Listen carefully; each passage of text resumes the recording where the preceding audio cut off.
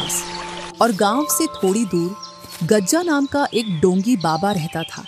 वह दिन रात सोता रहता था और कभी कभार अपने पेट के लिए गांव में भिक्षा मांगने चला जाता था।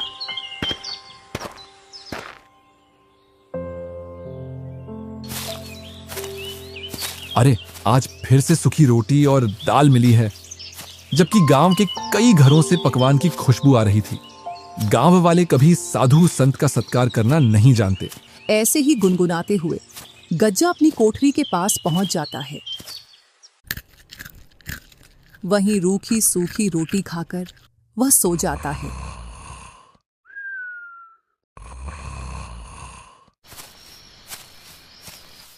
एक शाम गज्जा ऐसे ही घूमते घूमते गांव के पास पहुंच जाता है। जब वह मुखिया के घर के पास पहुंचता है तो उसको पकवान की मस्त खुशबू आती है। आज तो मुखिया के घर में कुछ खास बन रहा है, जो इतनी मस्त खुशबू आ रही है। अगर इससे भोजन मांगूंगा तो यह मुझे वही सूखी रोटी पकड़ा देगी। क्यों ना थोड़ा इंतजार करूं। जैसे ही मुखिया की पत्नी रसोई घर से इधर उधर हुई तो कुछ पकवान लेकर अपने मुकाम पर पहुंच जाऊंगा। थोड़ी देर बाद मुखिया की पत्नी रसोई घर से बाहर चली जाती है। इस मौके का फायदा उठाकर गज्जा पकवान उठाकर ले आता है और अपनी कुटिया की ओर चल देता है। अपनी कुटिया में पहुंचकर मस्त खाना खाता है और बोलता है, जो चोरी के भोजन में स्वाद होता है वह किसी और भोजन में नहीं होता।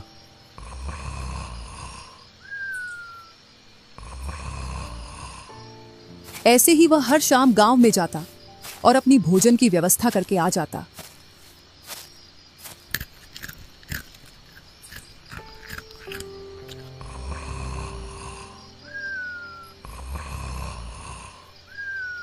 अब गज्जा का रोज का यही काम हो गया था।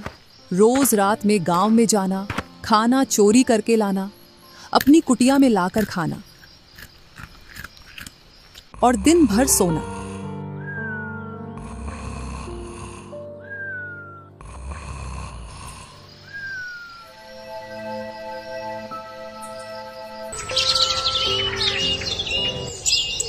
एक दिन गज्जा के दो चेले कल्लू और भूरा गज्जा के पास आते हैं।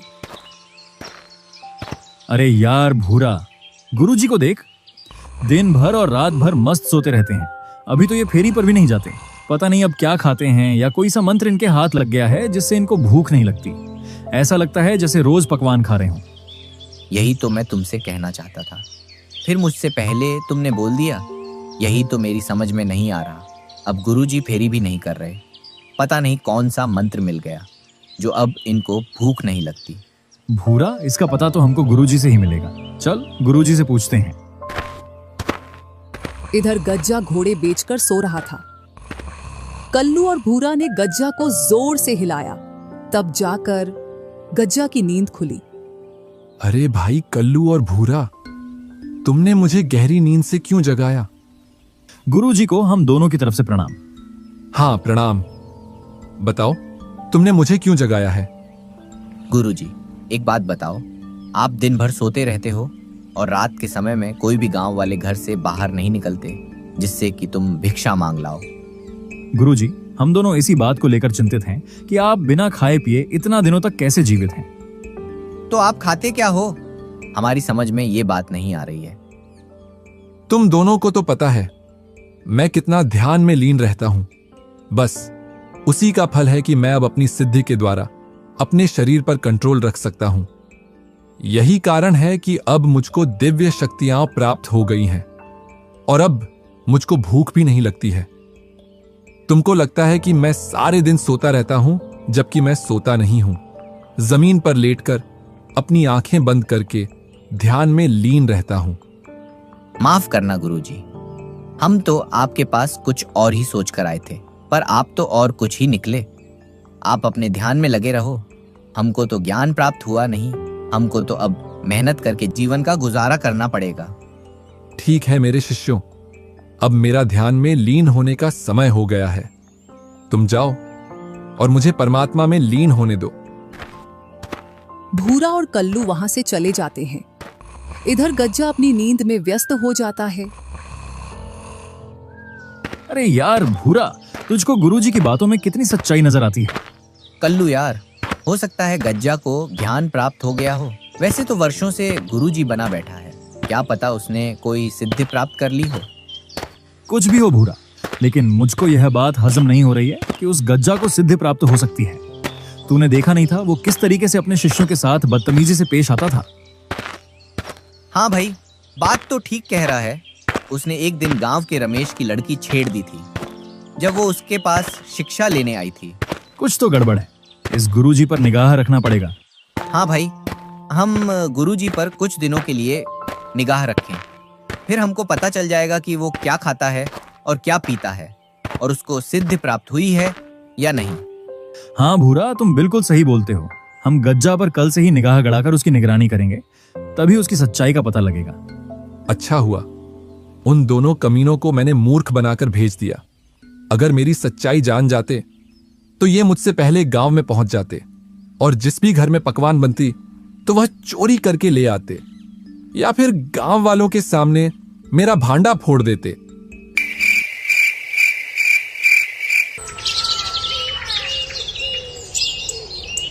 और सूरज की पहली किरण के साथ भूरा और कल्लू गज्जा गुरुजी पर निगरानी करने लगे। आज तो गांव में किसी के घर मालपुआ मिल जाए तो खाने में मजा ही आ जाएगा। बहुत दिनों से मालपुआ नहीं खाए। भूरा, वो देखो, गुरुजी जाग गए हैं और खुद से ही बातें कर रहे हैं। पता नहीं क्या बातें कर रहे हैं, सुनाई तो यहां तक नहीं दे रहा है। कोई बात नहीं है कल्लू, सुनाई नहीं दे रहा तो क्या हुआ, गुरुजी तो हमको दिखाई दे रहे हैं। जो कुछ बातें कर रहे हैं उसके हिसाब से आगे कुछ करेंगे, तभी हम उनका पीछा करेंगे। करने दो, क्या बातें कर रहे हैं अपने आप से। कल्लू और भूरा को सुबह से दोपहर हो जाती है। अरे भाई भूरा, देख, सुबह से दोपहर हो गई। गुरुजी यहां से तो कहीं भी नहीं गए हैं और एक बार कुठरिया में जाकर फिर से पेड़ के नीचे आकर दोबारा सो गए। कल्लू, तू जाने की तो छोड़, एक बार से दूसरी बार वे खड़े भी नहीं हुए। मुझे लगता है उनको सिद्धि प्राप्त हो गई है। हम तो वे फजूल में उन पर शक कर रहे हैं। चल, यहाँ से चलते हैं। अरे भूरा सुन, मान खड़ा रहे, उसे कोई सिद्धि प्राप्त नहीं हुई है। वो तो सोया पड़ा है। जब आदमी ध्यान में होता है तो आदमी अपने बलबूते पर खड़ा होता है, पर यहाँ गुरुजी को देख, वो जमीन पर ऐसे पड़े हैं जैसे पानी में भैंस पड़ी हो। कुछ न कुछ अवश्य है। तू रात होने का इंतजार कर। ठीक है कल्लू भाई, तुम बोलते हो तो इंतजार कर लेता हूँ। जैसे ही रात होती है तो गज्जा खड़ा होकर गांव की ओर चल देता है। अरे कल्लू, वो देख, गुरुजी तो गांव की ओर जा रहे हैं। हाँ भूरा, चल, हम भी इनका पीछा करते हैं। भूरा और कल्लू चोरी छिपे गज्जा का पीछा करते हैं और गज्जा जैसे ही गांव में पहुंचता है तो चोरी छिपे घरों के आसपास घूमने लगता है। गुरुजी घर के आसपास क्यों घूम रहे हैं, मेरी तो कुछ भी समझ में नहीं आ रहा है। सब्र कर भूरा, सब्र कर और देख गुरुजी क्या करते हैं। इस घर में से पकवान की खुशबू आ रही है। चलो जल्दी से इस घर से खाना ले आता हूं। अभी कोई भी नहीं दिख रहा है। कल्लू और भूरा ने थोड़ा इंतजार किया और गज्जा उस घर में से खाना चोरी करके अपनी कुठरिया की ओर चल देता है। वो देख, गुरुजी तो इस घर में से खाना चोरी करके लेकर जा रहे हैं। लगता है यही इनकी सिद्धि का राज है। इनको कोई सिद्धि नहीं मिली है, ये तो गांव में से खाना चोरी करके खाता है। चल कल्लू, क्यों ना हम गांव वालों को बता दें कि इनका खाना गज्जा चुरा कर ले जाता है। अरे भाई, पागल है क्या तू? कभी तो अपनी खोपड़ी का इस्तेमाल कर लिया कर। जरा सोच, गुरुजी तो बैठे बैठे खाना खा रहे हैं, पता नहीं कब से गांव वालों के पकवान खा रहे हैं। क्यों ना गुरुजी का खाना हम चुरा लें, जो वे चुरा कर लाते हैं। जब वह गांव से चुरा कर लाएंगे और अपनी कुटिया में उस खाना को रखकर नदी में पानी भरने जाएंगे, तब हम उनका खाना चुरा कर खा लेंगे। हाँ कल्लू, ये तो बहुत अच्छा आइडिया है। कल से तैयार रहना।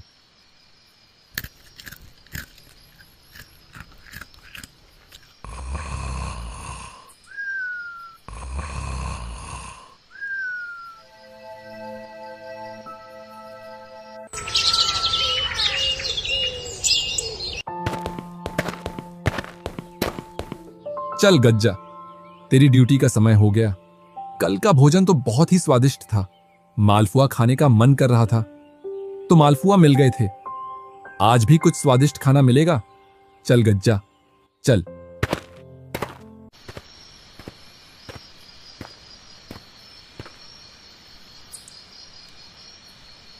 और गज्जा गांव से खाना चोरी करके लाकर अपनी कुठरिया में रख देता है। फिर अपना कमंडल लेकर नदी की ओर पानी भरने के लिए चल देता है। इधर कल्लू और भूरा गुरुजी का पीछा कर रहे थे। जैसे ही गज्जा नदी की ओर निकला, वो दोनों कुठरिया में जाकर खाना चुरा लाते हैं।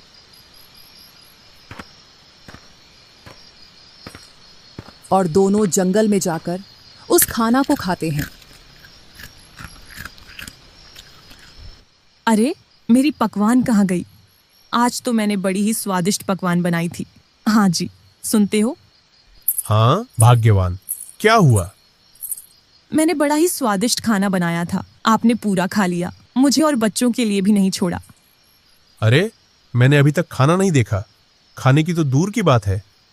कुछ दिनों पहले भी अपने घर में ये घटना हुई थी। ऐसा लगता है जरूर हमारे गांव में कोई खाना चुराता है। गुरुजी को इतना अच्छा समझते थे, वो तो चोर निकले। अब तो हम भी चोर बन गए। चोर नहीं, महाचोर बोल भाई, क्योंकि अब हम चोर के घर से चोरी करके लाते हैं। ऐसा 3 दिनों तक चलता है। गज्जा गांव से खाना लाता और कल्लू भूरा उसकी कुठरिया में से चुराकर खा लेते हैं। 3 दिन से भूखा मर रहा हूं। खाना लेकर आता हूं और कोई चुराकर मेरा खाना खा जाता है। आज ना, पहले मैं पानी लेकर आता हूं, इसके बाद खाना चुराने जाऊंगा। गज्जा आज पहले नदी से पानी लाता है। इसके बाद वह गांव में खाना चोरी करने के लिए जाता है और कुछ देर बाद खाना चोरी करके ले आता है और वह खाना खाकर मस्त सो जाता है।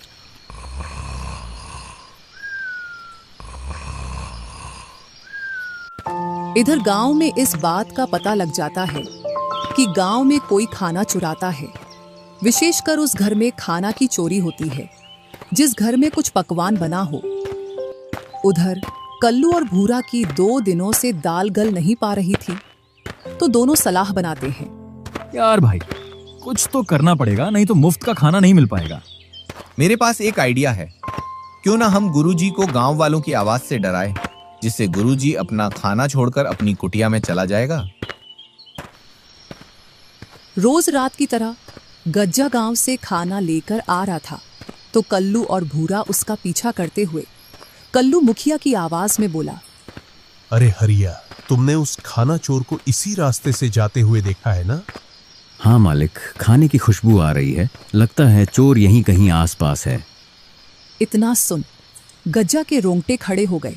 वह अपने मन में सोचता है, इस खाने को मैं इन झाड़ियों में छिपा देता हूं, जिससे यह मुखिया और उसका नौकर यहां से निकल जाए। गज्जा उस खाना को झाड़ियों में छिपाकर वहां से कुटिया की ओर चला जाता है। कल्लू, अपना आइडिया तो काम कर गया। ले भाई, जी भर के खाना खा। जल्दी खाना खाकर निकल चलो यहां से, नहीं तो गुरुजी आ जाएंगे।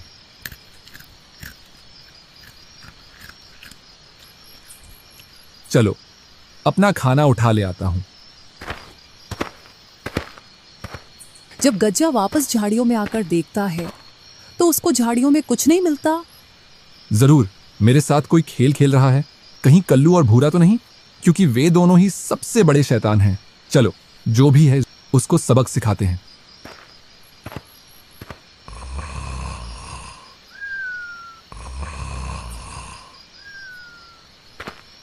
दूसरी रात जब गज्जा खाना चुरा कर आ रहा था, फिर से कल्लू और भूरा ने गांव वालों की आवाज निकालकर गुरुजी को डराया और गज्जा फिर से खाना को झाड़ियों में छिपाकर।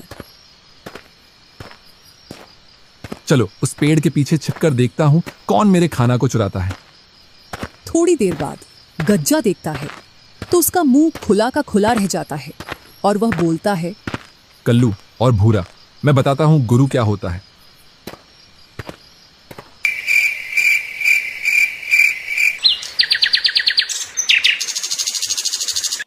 भूरा भाई, बहुत हो गया चोरी चोरी। चलकर कहीं काम धंधा देख लेते हैं। वो गज्जा गुरुजी अपन से 2 कदम आगे, कहीं फंसा ना दे। अरे तू इतना ना डर, जब तक मैं तेरे साथ हूं तू मुफ्त का भोजन खा और मजे कर। रात हो जाती है। दोनों गुरुजी का इंतजार करते हैं। आज तो बहुत देर कर दी, अभी तक गांव की ओर नहीं गया। लगता है आज तो भूखा ही रहना ही पड़ेगा। वो नहीं जा रहे तो क्या हुआ, क्यों ना अपन जी चलें गांव में खाना चोरी करने के लिए। दोनों गांव की ओर चल देते हैं खाना चोरी करने के लिए। जैसे ही वह खाना चुरा कर लाते हैं तो गज्जा एक पेड़ पर चढ़कर बैठ जाता है। जैसे ही वह दोनों उस पेड़ के पास आते हैं तो गज्जा बोलता है, कौन हो तुम और मेरे रास्ते पर क्या कर रहे हो? हम तो अपने अपने घर जा रहे हैं, और तुम कौन होते हमसे पूछने वाले? यह जंगल मेरा है और मैं इस जंगल का भूत राजा हूं। इतना सुन दोनों के रोंगटे खड़े हो जाते हैं, क्योंकि गांव वालों के मुंह से उन्होंने ऐसी कहानियां सुन रखी थी जो जंगल में भूतों के बारे में थी। क्या सोच रहे हो? अगर तुम्हें अपनी जान प्यारी है तो तुम्हारे पास जो सामान है उसे यहीं रख दो। मैंने तुमसे सुबह बोला था, ये चोरी छपाटी छोड़कर अपना कुछ काम धंधा देख ले। ले, अब इस भूत से लड़ ले। मुझे क्या मालूम था आज ये आ जाएगा। इतने दिनों से तो कोई नहीं आ रहा था। अगर तुम दोनों मेरी बात मानोगे तो मैं तुम्हारी जान बख्श दूंगा, और अगर तुम ऐसे ही झगड़ा करोगे तो मैं तुम दोनों को यहीं मार दूंगा। जल्दी करो, तुम्हारे पास जो सामान है उसे यहीं छोड़कर भाग जाओ। कल्लू और भूरा डर के मारे वो भोजन उसी पेड़ के नीचे रखकर वहां से भाग जाते हैं। उन दोनों के वहां से भाग जाने के बाद गज्जा नीचे उतरकर खूब भोजन करता है और अपनी कुटिया में जाकर सो जाता है।